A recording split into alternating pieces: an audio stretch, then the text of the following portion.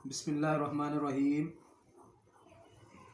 जी नाज़रीन, आज हम एक मरहम तैयार कर रहे हैं ख़ारिश दर्द चंबल के लिए, किसी भी किस्म की हो उसके लिए हम ये तैयार करते हैं। तो आज हम तैयार कर रहे थे तो मैंने सोचा कि चलो आप लोगों से इसका नुस्खा भी शेयर कर देते हैं। तो आप नुस्खा नोट कर लें। आपने गंधक आंवला सार लेनी है 10 ग्राम, 7 अजवैन आपने लेने हैं 10 ग्राम और काफूर आपने लेना है 10 ग्राम। इन सब चीज़ों को आपने बारीक कर लेना है, पाउडर वगैरह।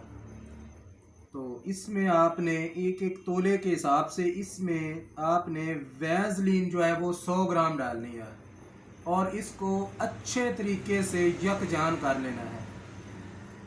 जिस जगह पे ज़ख़म, दर्द चंबल, हमा किस्म के ज़ख़मों के लिए भी ये मरहम जो है बहुत ही ज़बरदस्त काम करती है। अस्सलामु अलैकुम।